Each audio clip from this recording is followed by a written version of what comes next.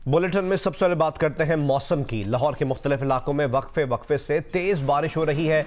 Situation ये है कि नशेबी इलाकों में इस वजह से पानी जमा हो गया, जिससे ट्रैफिक की रवानी मुतासर हो रही है। लाहौर के इलाकों वॉल्टन रोड, बदामी बाग, गुलबर्ग और मॉल रोड के इलाकों में बारिश का पानी जमा है, जबकि पानी के निकास के लिए वासा का अमला मसरूफ़ अमल है। लाहौर में बारिश का सिलसिला गुज़िश्ता रात से जारी है। तफसीलात बता रही हैं नुमाइंदा जियो न्यूज़ नवीन अली। पिछली रात से लाहौर और उसके मलिका इलाकों में तेज़ बारिश का सिलसिला जारी है और मुख्तलिफ इलाकों में मूसलाधार बारिश हुई है और सारी रात बारिश के बाद सुबह ये हालत है कि शहर का कोई इलाका ऐसा नहीं है जहाँ पे पानी ना हो। वासा का जो इस वक्त निज़ाम है वो दरम बरम होकर रह गया है। हर तरफ सिर्फ और सिर्फ पानी ही पानी दिखाई दे रहा है और इसको निकालने के लिए इसका निज़ाम बेहतर रखने के लिए अभी तक कोई भी वासा का अमला किसी भी जगह पर मुतहरिक दिखाई नहीं दे रहा। अभी सुबह सुबह सूरत हाल कुछ मौसम की यूं है कि आसमान पर काले गहरे बादल छाए हुए हैं, हल्की ठंडी हवा चल रही है और मुख्तलिफ इलाकों में अभी भी कहीं मूसलाधार बारिश और कहीं बूंदाबांदी का सिलसिला जारी है। एक बार दोबारा बात करते हैं मौसम की। लाहौर के अलावा पंजाब के दीगर कई शहरों में भी बारिश हुई है। जैसे कि बुलेटिन की इब्तिदा में आपको अपडेट किया था कि लाहौर में मुसलसल तेज़ बारिश हो रही है। रावलपिंडी और इस्लामाबाद में भी गरज चमक के साथ मूसलाधार बारिश हुई है। बारिश के बाद कई इलाकों में बिजली की फरहमी मुअत्तल हो गई है। इसके अलावा कसूर, गुजरात, मलकवाल, मंडी बहाउद्दीन, उकाड़ा, जहनुम, हाफिजाबाद, चिन्योट, मानसेरा, शिमाली वज़ीरिस्तान और आज़ाद कश्मीर के मुख्तलिफ इलाकों में भी बारिश हुई है। मुतादिद नशेबी इलाकों में इसकी वजह से पानी जमा हो गया। कराची के बारे में अपडेट है कि कराची में भी गुज़िश्ता रात बूंदाबांदी हुई। महकमा मौसमियात ने आज इस्लामाबाद, सूबा पंजाब, सूबा खैबर पख्तूनख्वा, कश्मीर और गिलगित बल्तिस्तान में बारिश की पेशगोई की है। इसके अलावा शिमाल मशरक़ी बलोचिस्तान और जुनूब मशरक़ी सिंध में भी कहीं कहीं बादल बरस सकते हैं।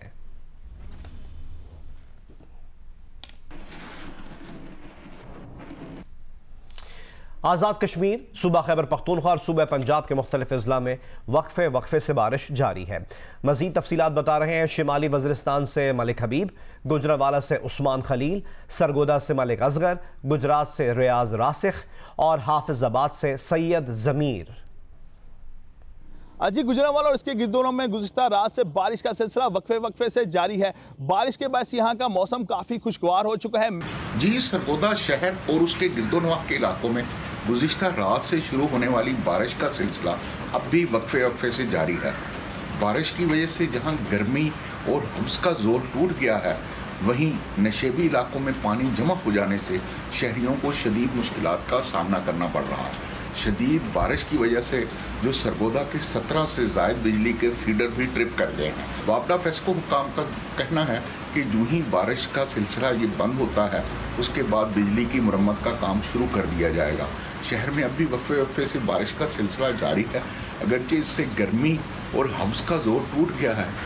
जिस वक्त मैं गुजरात बिम्बर रोड पे खड़ा हूँ, आज गुज़श्ता रात की बारिश ने जो है वो जहाँ पे मौसम को खुशगवार किया है, लेकिन उसके साथ साथ ये पानी इस हद तक हो चुका है कि जो लोगों के घरों में भी चला गया और मुख्तलिफ नशेबी इलाकों और शहर में कचहरी चौक में DC दफ्तर, DPO दफ्तर और दीगर सरकारी दफ्तरों में 2-2, 3-3 फुट तक पानी खड़ा है, जिससे शहरियों को बड़ी मुश्किलात का सामना करना पड़ रहा है।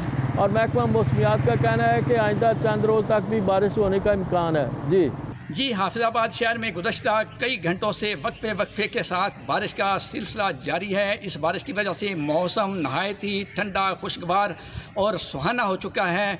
बेशुमार लोग जो हैं वो अटकेलियाँ करते हुए सड़कों पर दिखाई दे रहे हैं। दूसरी जानब शहर के जो नशेबी इलाका जाते हैं, वहाँ पर कई फुट पानी खड़ा हो चुका है, जिसकी वजह से इलाका मकीनों को अपने घरों से निकलने में नहायत ही मुश्किलात का सामना करना पड़ रहा है। जी,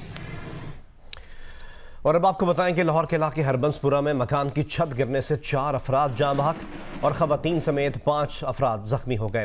रेस्क्यू ऑपरेशन मुकम्मल कर लिया गया है। रेस्क्यू तर्जुमान के मुताबिक छत गिरने का वाक़या इब्राहिम कॉलोनी में पेश आया, जहाँ बोसीदा मकान की छत गिरी। रेस्क्यू वर्कर्स ने मलबे से 2 अफराद की लाशें और 7 ज़ख्मियों को निकाला है, जिनमें से मज़ीद 2 अफराद दौरान इलाज दम तोड़ गए। बाकी ज़ख्मियों की हालत ख़तरे से बाहर है। जाँ बहक अफराद में साबिर, कामरान, आज़म और असलम शामिल हैं, जबकि ज़ख्मियों में हबीबुल्ला, साहिल, कमर बीबी, फातिमा और फरीदा बीबी शामिल हैं।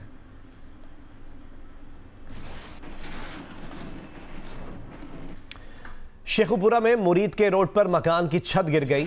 मलबे तले दबकर 2 अफराद जाँ बहक और 7 अफराद जख्मी हो गए। जख्मी अफराद को अस्पताल मुंतकिल कर दिया गया। यह वाकया पेश आया है शेखुपुरा में। कराची में खातून डॉक्टर की खुदकुशी या कत्ल, मुअम्मा हल ना हो सका। तफसीलात कुछ देर बाद सिर्फ जियो न्यूज पर। अमरीकी सदर ट्रंप ने कहा है कि तवक्को है कि इसराइल और मुत्तहिदा अरब अमारात के दरमियान होने वाली डील में सऊदी अरब भी शामिल हो जाएगा। व्हाइट हाउस में प्रेस ब्रीफिंग के दौरान ट्रंप ने कहा कि अक़वाम मुत्तहिदा की सलामती काउंसिल से जल्द ही कहेंगे कि अमरीका ईरान के खिलाफ मुअत्तल की गई साबका तमाम पाबंदियों की बहाली चाहता है। सफारती ज़राए के मुताबिक रूस और चीन समेत दीगर ममालिक की जानिब से अमरीकी इक़दाम की शदीद मुखालफत मुतवक्के है। ईरान एटमी डील के बाद तेहरान के खिलाफ पाबंदियां मुअत्तल की गई थीं।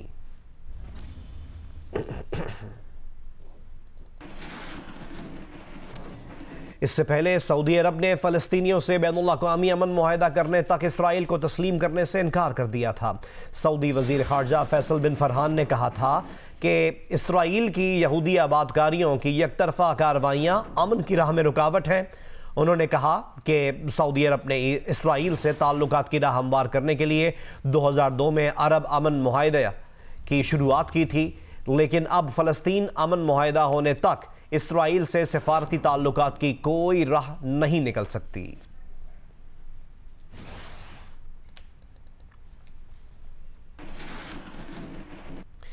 वज़ीर आज़म इमरान खान ने कहा है कि पाकिस्तान और भारत के कशीदा ताल्लुकात के बायस फिलहाल 2 तरफा क्रिकेट सीरीज खेलना मुनासिब नहीं होगा।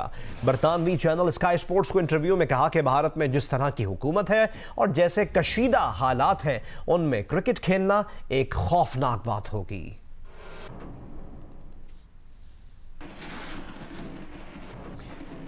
पायलट ऑफिसर राशिद मिन्हाज निशान हैदर का आज 49वां यौम शहादत है। राशिद मिन्हाज ने 20 अगस्त 1971 को जाम शहादत नोश करके दुश्मन की साजिश नाकाम बनाई और निशान हैदर पाने वाले कम उम्र तरीन पायलट होने का एजाज भी अपने नाम किया।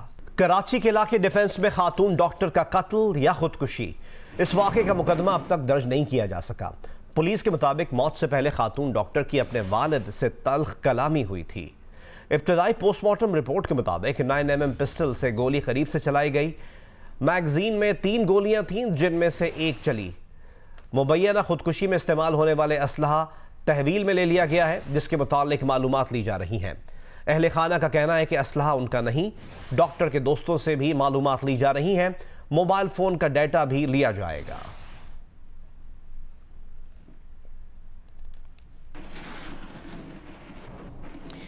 और अब आपको बताएं कि वफाकी वज़ीर असद उमर ने कहा है कि हुकूमत सिंध से कराची के 6 मसाइल हल करने पर इत्तेफाक हुआ है।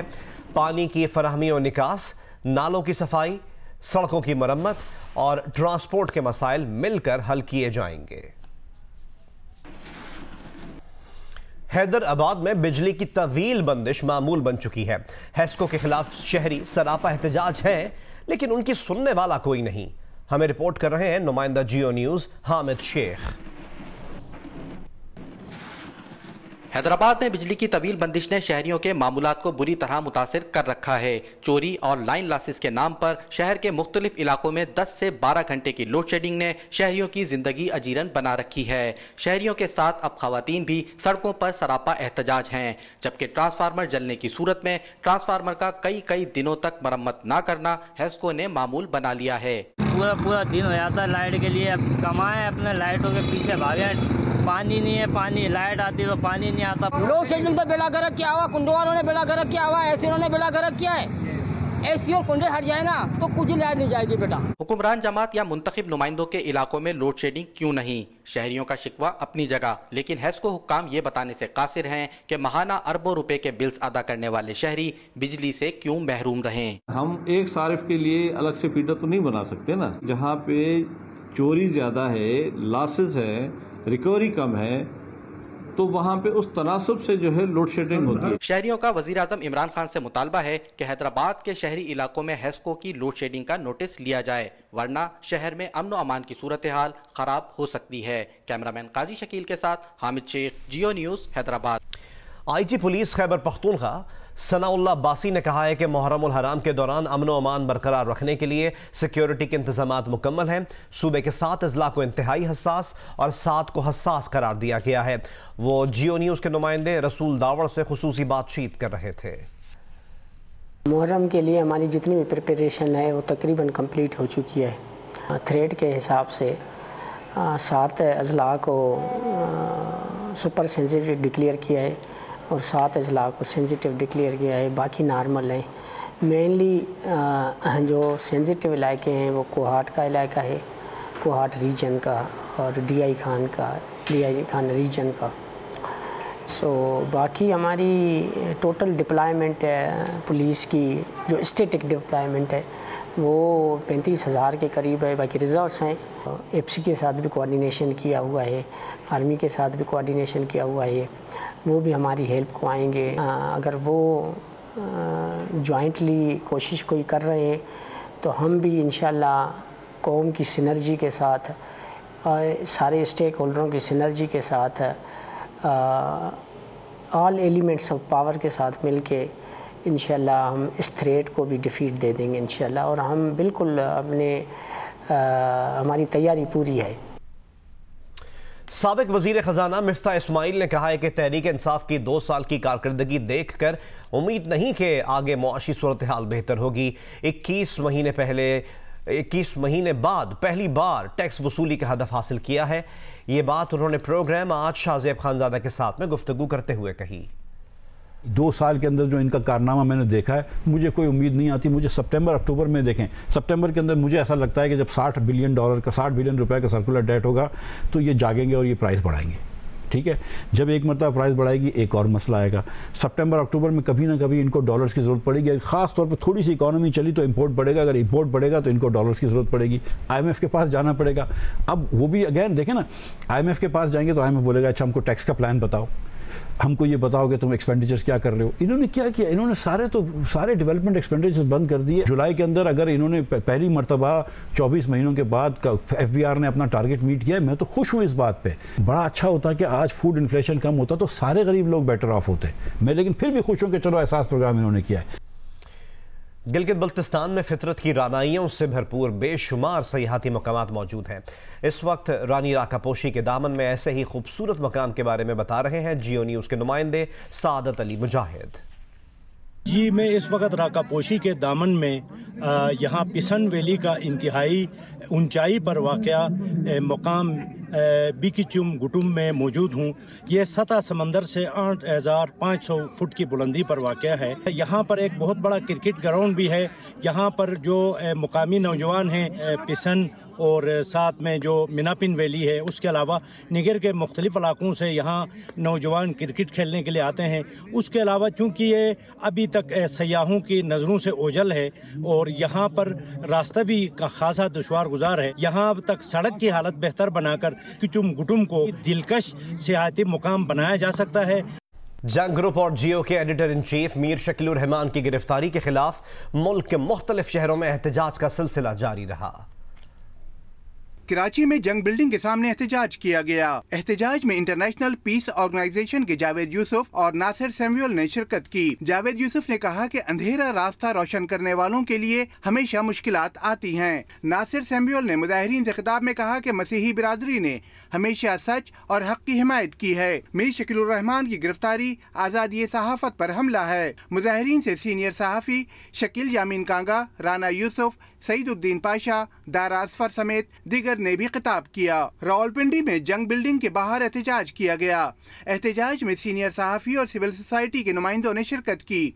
सीनियर सहाफ़ी आसिफ अली भट्टी, अमजद अब्बासी, हनीफ खालिद, मुनीर शाह, नासिर चिश्ती, राना गुलाम कादिर, नासिर जैदी समेत दीगर सहाफ़ियों का कहना था कि जंग वर्कर्स की जद्दोजहद से ही मीर शकीलुर रहमान आज़ाद होंगे। लाहौर में डेविस रोड पर जारी एहतजाजी कैंप में सीनियर सहाफ़ियों ने शिरकत की।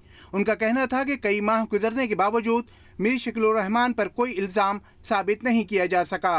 उन्हें फौरी तौर पर रहा किया जाए। कोयटा में जंग बिल्डिंग के बाहर एहतजाज में जियो न्यूज के कारकुनान शरीक हुए। मुजाहिरीन ने कहा कि मीर शकीलुर रहमान की गिरफ्तारी के खिलाफ एहतजाज जारी रहेगा। सेनेट की कायमा कमेटी बराए इत्तलात व नशरियात के इजलास में सेनेटर परवेज रशीद ने कहा कि जंग जियो के एडिटर इन चीफ को हुकूमती हिरासत में 6 माह हो गए, लेकिन कोई इल्जाम साबित नहीं हुआ। उन्होंने कहा कि मीर शकीलुर रहमान मुकदमे में बरी हो गए तो 6 माह की हिरासत का हिसाब कौन देगा। सियालकोट में इलेक्ट्रॉनिक मीडिया एसोसिएशन ने एहतजाज किया।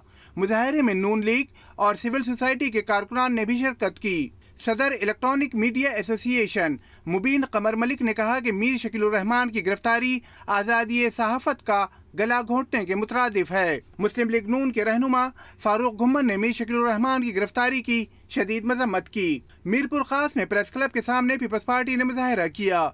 मुजाहिरीन ने मीर शकीलुर रहमान की गिरफ्तारी की मजम्मत की। भावलपुर और नवाबशाह में भी सहाफ़ियों ने एहतजाज किया।